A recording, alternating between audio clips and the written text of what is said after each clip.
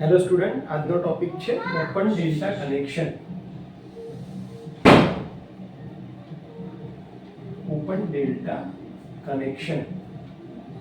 સૌથી પહેલા વાત કરીએ કે આ થ્રી ફેઝ ટ્રાન્સફોર્મરનો એક ટોપિક છે, પણ ઇન્ડિવિજ્યુઅલી જોવા જાઓ તો આ ખરેખર સિંગલ ફેઝના, જ્યારે આપણે 3 ટ્રાન્સફોર્મર યુઝ કરતા હોય, કયા સિંગલ ફેઝના 3 ટ્રાન્સફોર્મરની મદદથી જો આપણે થ્રી ફેઝ ટ્રાન્સફોર્મર બનાવતા હોય, એ પર્ટિક્યુલર કેસની અંદર જ તમે ઓપન ડેલ્ટા કનેક્શનનો યુઝ કરી શકો છો.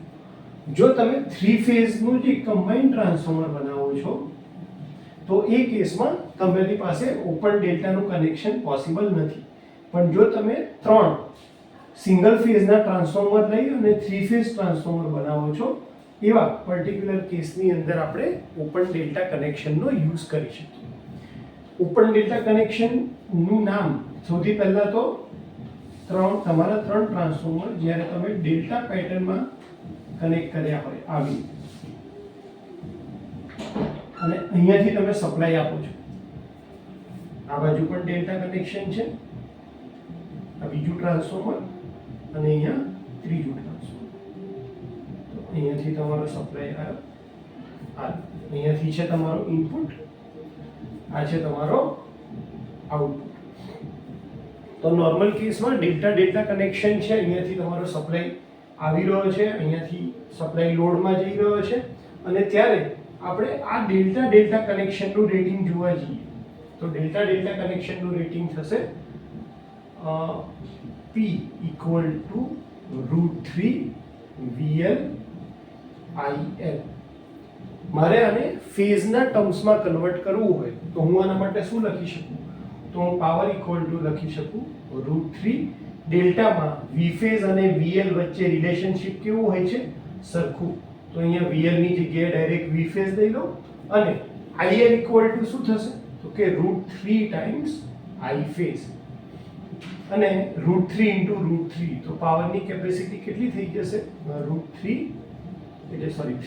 V phase I phase. આ કન્વર્ટ કેમ કર્યું એ તમને 2 જ મિનિટમાં ખબર પડી જશે. કારણ કે આપણે જ્યારે આ નોર્મલ ડેલ્ટા ડેલ્ટા કનેક્શન છે કે જ્યારે 3 ટ્રાન્સફોર્મર સિંગલ ફેઝના જે છે એ ઓકે છે, કોઈ પ્રોબ્લેમ નથી, ત્યારે પાવર રેટિંગ કેટલું છે? તો કે 3 V ફેઝ I ફેઝ. હવે ધારો કે આ 3 ટ્રાન્સફોર્મરમાંથી કોઈ એક ટ્રાન્સફોર્મરની અંદર ફોલ્ટ થયો, એટલે કે આ ટ્રાન્સફોર્મરની અંદર અહીંયા ફોલ્ટ, તો આપણે શું કરશું? બંને સાઈડ આ જે સિંગલ ફેઝનું આ ટ્રાન્સફોર્મર છે આખું પિક્ચરમાંથી નીકળી ગયું. તો હવે તમારું કનેક્શન કેવું દેખાશે? તો હવે તમારું કનેક્શન દેખાશે કંઈક આવી રીતનું. અહીંયાથી આ બીજી વાઇન્ડિંગ, અહીંયાથી કનેક્શન બહાર, આ કનેક્શન, અહીંયાથી કનેક્શન. એટલે તમારા ઇનપુટમાં હજી બી તમારી પાસે R, Y અને B છે, અને સેકન્ડરી સાઈડ પણ શું રહેશે? તો કે અહીંયા 2 વાઇન્ડિંગ, એટલે તમારા 2 single phase transformer as it is રહેશે, અને અહીંયા તમારો આવશે line current IL.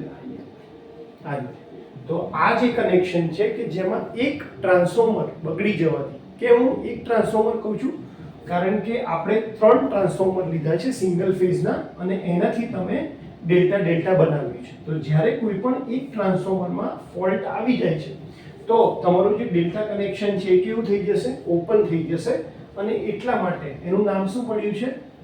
Open delta connection. આનો ફાયદો શું છે કે ઓપન ડેલ્ટા થઈ જવા છતાં હજી પણ હું અહીંયા થ્રી ફેઝનો લોડ સપ્લાય કરી શકું છું. ખાલી શું થશે? કેપેસિટી ઘટી જશે. કેપેસિટી ઘટી જશે. કેમ? કારણ કે આ જે ટ્રાન્સફોર્મર સપ્લાય પહેલા લોડ કરતું હતું એ હવે કરતું નથી. તો ઓપન ડેલ્ટા કન્ડિશનમાં આ આપણું નોર્મલ ડેલ્ટા ડેલ્ટા કનેક્શન હતું. હવે પાવર સાઈડ કયા કેસમાં આપણે ગણીએ છીએ? ઓપન ડેલ્ટા કેસમાં, કે તમારો ડેલ્ટા જે છે એ ઓપન થઈ ગયો, તો કઈ રીતે પાવર થશે? તો હવે શું થશે કે તમારો જે ફેઝ કરંટ હતો અને તમારો લાઈન કરંટ છે બંને કેવો થઈ ગયો છે? સેમ. એટલે જો હું પાવરની વાત કરું તો અહીંયા શું થઈ જશે? હવે √3 V phase into I phase. કેમ? ડેલ્ટામાં વીએલ અને વી ફેઝ સેમ છે અને આઈએલ ની જગ્યાએ હવે શું થઈ જવાનું છે?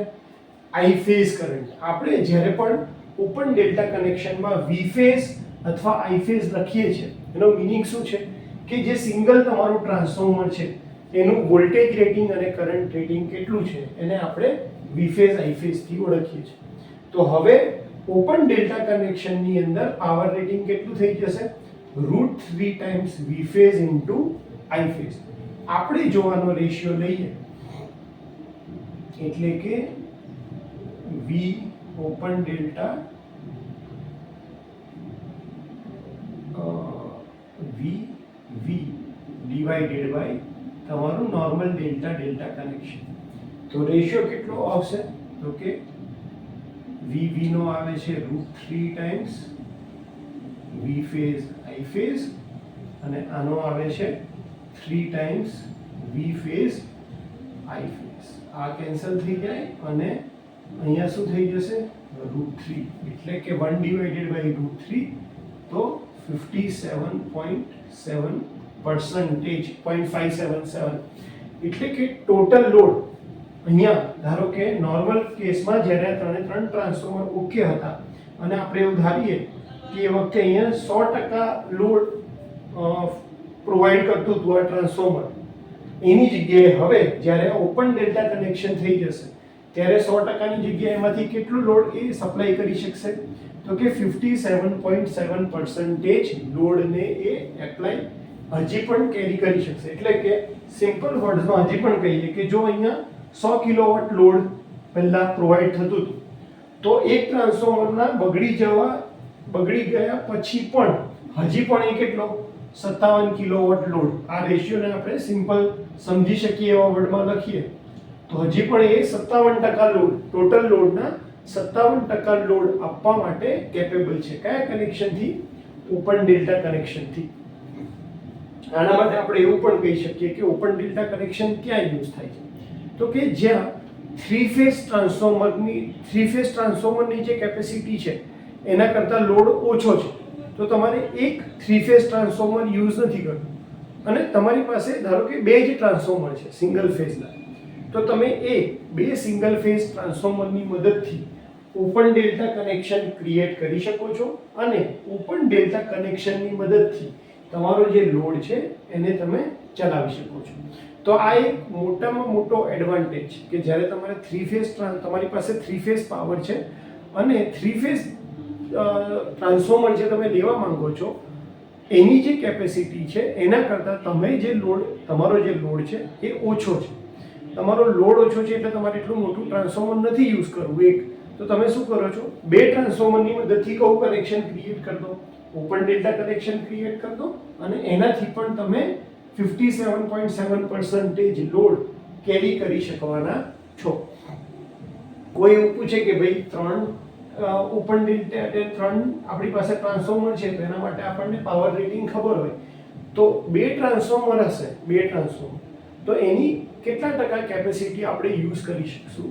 તો એના માટેની ફોર્મ્યુલા ફરીથી અહીંયા જોઈએ કે જ્યારે આપણી પાસે બે ટ્રાન્સફોર્મર હોય તો આપણે અહીંયા લખી દઉં છું બે ટ્રાન્સફોર્મરની મદદથી કેટલો પાવર સપ્લાય કરી શકશે? તો કે 2 વી ફેઝ આઈ ફેઝ. બરાબર છે. અને જ્યારે તમારી પાસે એ જ કનેક્શન ઓપન ડેલ્ટામાં હશે તો એ કેટલો પાવર સપ્લાય કરવાનો છે? તો કે √3 times V phase I phase. Open ડેલ્ટામાં હશે ત્યારે એ કેટલો સપ્લાય કરી શકશે? તો કે √3 times V phase I phase. એટલે એની યુટિલાઇઝેશન કેપેસિટી કેટલી થશે? જો મારે યુટિલાઇઝેશન કેપેસિટી જોવી હોય તો હું શું લખીશ? તો કે √3 times V phase I phase divided by એની ફૂલ કેપેસિટી કેટલી છે?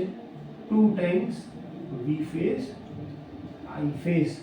એટલે કે આ કેન્સલ થાય અને જો તમે આનો રેશિયો લેશો તો આનો રેશિયો જે આવવાનો 66 એટલે કે 0.866 એટલે કે 86.6%. એટલે જો તમે પાસે બે ઇન્ડિવિજ્યુઅલ ટ્રાન્સફોર્મર હોત અને તમે એનાથી સિંગલ ફેઝ સપ્લાય કરવા માંગતા હોત તો તમે 100% યુટિલાઇઝ કરી શકત. પણ હવે બે ટ્રાન્સફોર્મરની મદદથી તમે 3 ફેઝ સપ્લાય આપવા માંગો છો, 3 ફેઝ લોડ સેટિસ્ફાઈ કરવા માંગો છો, તો ટોટલ બે ટ્રાન્સફોર્મરની 100% કેપેસિટીની જગ્યાએ તમે એની કેટલી કેપેસિટી યુઝ કરી શકશો? 86.6% કેપેસિટી યુઝ કરી રહ્યા છો. અને જો તમે 3 ફેઝ ટ્રાન્સફોર્મર ફૂલ કેપેસિટી પર યુઝ કરી રહ્યા છો અને એમાંથી કોઈ એક બગડે છે, તો એ ટોટલ લોડના કેટલા પર્સન્ટેજ તમે હજી સુધી સ્ટીલ સપ્લાય કરી શકશો? તો 57.7. તો આ રીતે ઓપન ડેલ્ટા કનેક્શન છે એ સમજવા માટે અને ટોપિક વાઇઝ બહુ એક સારો ઇમ્પોર્ટન્ટ ટોપિક છે, જેમાં તમને આ બધા વિશે ટોટલ પહેલા દિમાગમાં ખ્યાલ આવી જ જવો જોઈએ કે ઓપન ડેલ્ટા એટલે 3 ટ્રાન્સફોર્મર, જે 3 સિંગલ ટ્રાન્સફોર્મરની મદદથી આપણે 3 ફેઝ ટ્રાન્સફોર્મર બનાવીએ છીએ, એની અંદર જ આ ટોપિકની વાત થશે. એકલું જો 3 ફેઝ ટ્રાન્સફોર્મર બનેલું હશે સિમ્પલ, તો એનામાં કોઈ દિવસ ઓપન ડેલ્ટા જેવી કનેક્શન અથવા ફેસિલિટી આપણને મળવાની નથી. તો હોપ કે તમને આ ટોપિક ખ્યાલ આવી ગયો હશે અને એક્ઝામમાં તમારે આ બંને ફિગર ડ્રો કરીને સમજાવવાની છે, એની કેપેસિટી અને કેમ આ ફોર્મ્યુલા આવી એ સમજાવવાનું હોય છે, અને 2 ફેઝમાં એની 86.6 કઈ રીતે કેપેસિટી થઈ અને 3 ફેઝની સાપેક્ષમાં એની કેપેસિટી કેમ 57.7 થાય છે એ તમારે સમજાવવાનું રહેશે. હોપ કે તમને ટોપિક ખ્યાલ આવી ગયો હશે. Thank you so much.